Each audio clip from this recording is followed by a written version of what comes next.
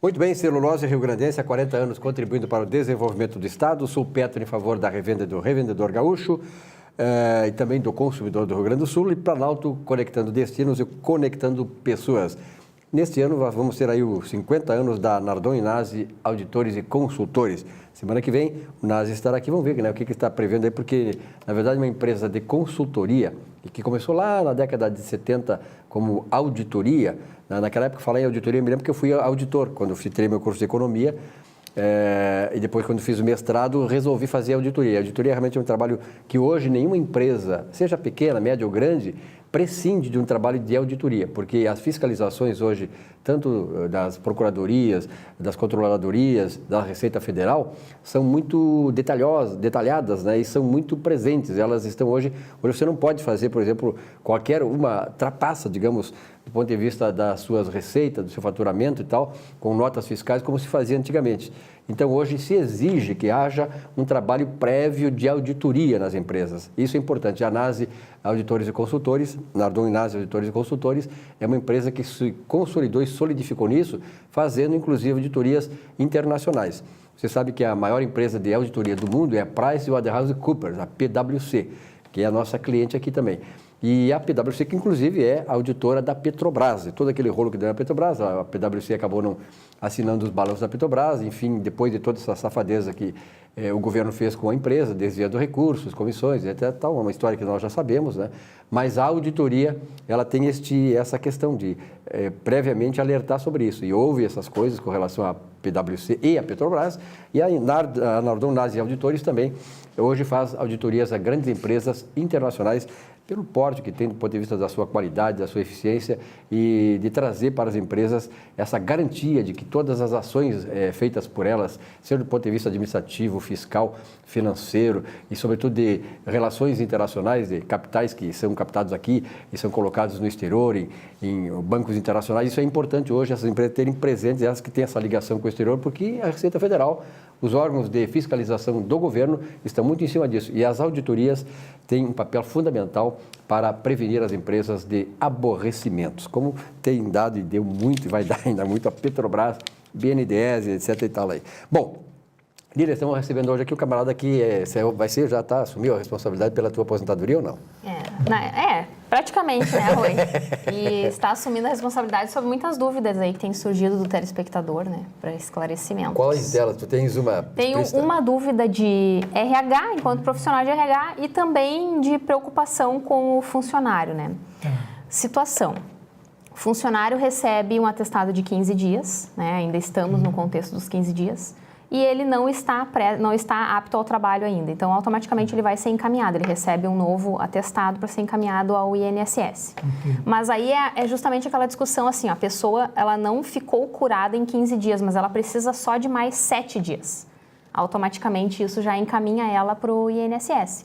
Mas não quer dizer que em 7 dias ela vai receber a perícia dela.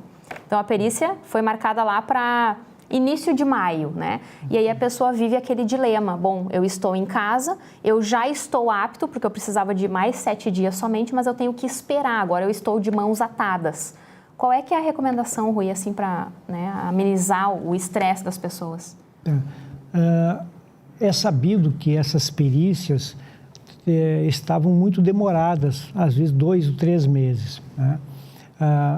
Agravadas pela greve do INSS que perdurou por 3 meses, e além dos 3 meses os médicos peritos seguiram em greve, né?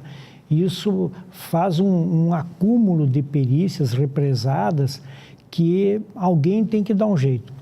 E o Ministério Público vem agindo em conjunto com o INSS e às vezes pressionando para que se tome uma atitude. O grande problema era terceirizar essas perícias. Já foi tentado.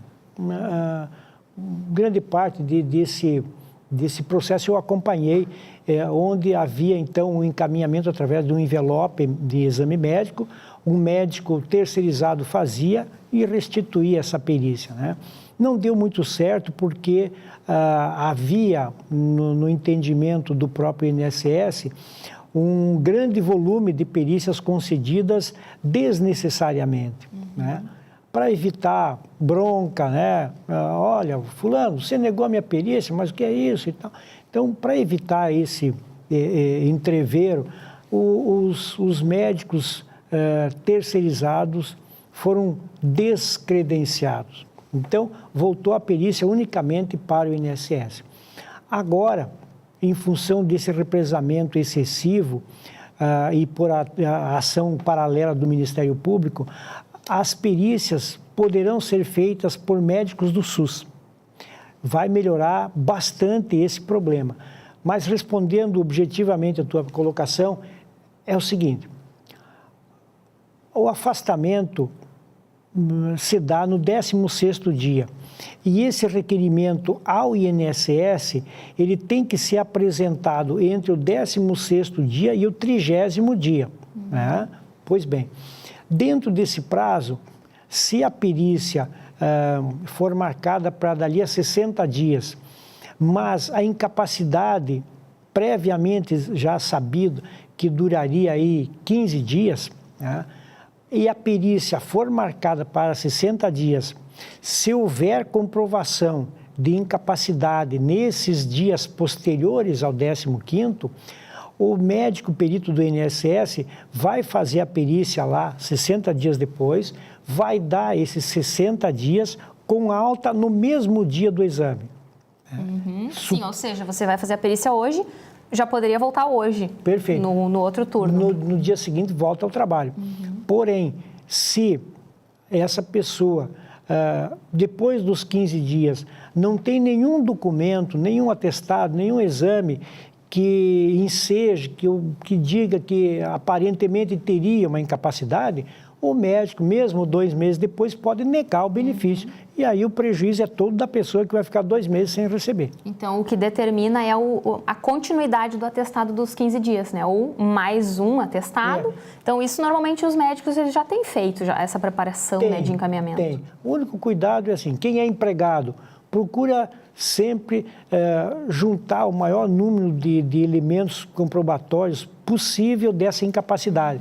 Exames, atestados, baixa hospitalar, boletim de atendimento, o que tiver, para subsidiar a decisão do médico no dia da perícia, para não correr o risco de ter dias descontados. Rui, na semana passada tu falaste aqui com relação à contribuição dos beneficiários da Previdência Social, e embora tenha sido muito claramente colocado, muitas pessoas ficaram com algumas dúvidas, algumas até não imaginavam que pudesse ser assim. Eu gostaria que tu repassasse alguma coisa desses dados com um pouquinho mais de claro, já foi claro, mas com mais, assim, digamos assim, mais detalhes para que essas pessoas entendam. É o seguinte, Silvio, há uma tendência das pessoas imaginarem que quanto mais tempo pagam, melhor fica o valor do benefício. Na verdade, não é isso que ocorre. A análise contributiva vai dizer se é mais vantajoso a pessoa seguir pagando todos os meses, por exemplo, por um salário mínimo, ou paga um mês sobre 2 salários mínimos, interrompe um e segue pagando um sim, um não, um sim, um não. Pode acontecer até ir mais adiante. Interromper 2 meses e centralizar esse valor num único, ou seja, paga sobre 3 salários nesse mês, interrompe 2 e segue de novo. Por que isso? Porque o INSS vai utilizar no cálculo da aposentadoria todos os valores de julho de 94 até o dia da aposentadoria. E grande parte das pessoas tem uma situação contributiva onde é mais vantajoso seguir pagando com espaços, mas com valores maiores, do que por mais tempo com valores menores. Certamente o resultado vai ser benéfico financeiramente falando. Oi, para concluir, assim, nós sabemos que uma das coisas que o governo hoje está muito ciente que tem que fazer é uma reversão nessa expectativa da economia, né? E se sabe que tem essa questão aí da questão tributária, né, que é uma coisa que já há muito tempo o governo deve fazer, nenhum governo faz, entra governo, sai governo, não se faz. Outra questão diz respeito às taxas de juros que estamos praticando, a taxa básica de juros, que tem quase 15%, né, contra o país tinha 5 anos atrás, a metade disso era 7%. E isso seria uma forma de reativar a economia, e parece que a ida do grande Lula para lá seria isso. Mas as coisas estão se precipitando a cada dia, não se sabe o que vai acontecer amanhã, né? Eu acho que esse governo acabou. De qualquer maneira, uma das coisas que o governo tem que fazer, vai fazer, não sei se teria agora, e acho que não tem condições de fazer, até porque dentro do governo há uma resistência extremamente grande das sindicais ligadas ao governo, quer dizer, a CUT, a parte do sindicalismo brasileiro de modo geral, que não quer esta reforma na Previdência Social. Tu acha que o clima ainda não é favorável para que haja essa reforma na Previdência, que é hoje uma questão de sobrevivência do sistema? Silvio, eu posso responder tecnicamente. Sim. Da seguinte forma: o Brasil adotou um sistema de repartição e não de capitalização. Significa que quem paga as aposentadorias das pessoas aposentadas e pensionistas são as pessoas que estão trabalhando, né? Muito bem.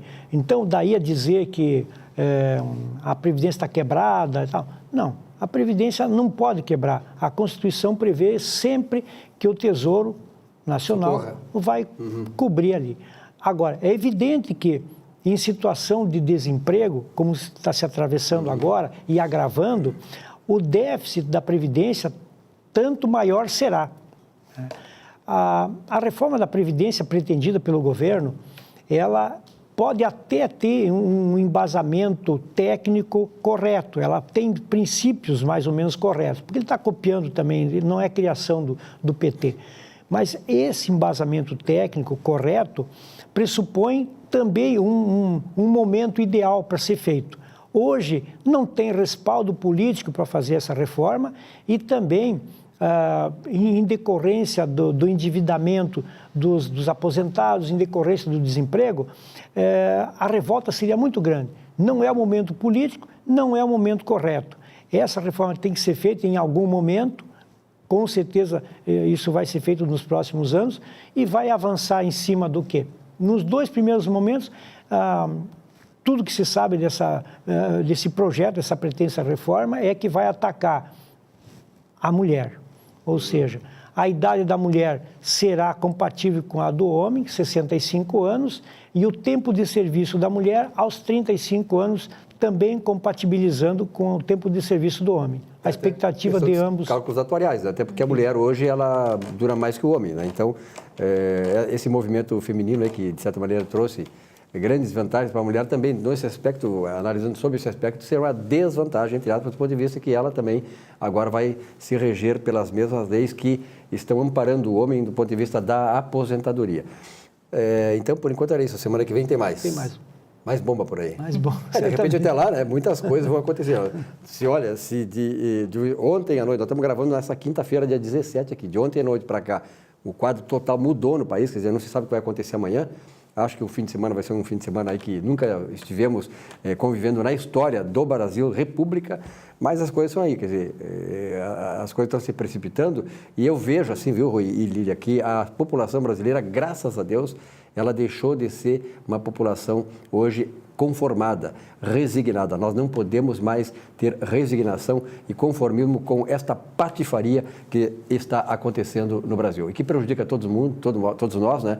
E que depõe contra uma nação que nós queremos forte, pujante, com progresso, com estabilidade e, sobretudo, com justiça social. Um rápido intervalo e já voltamos.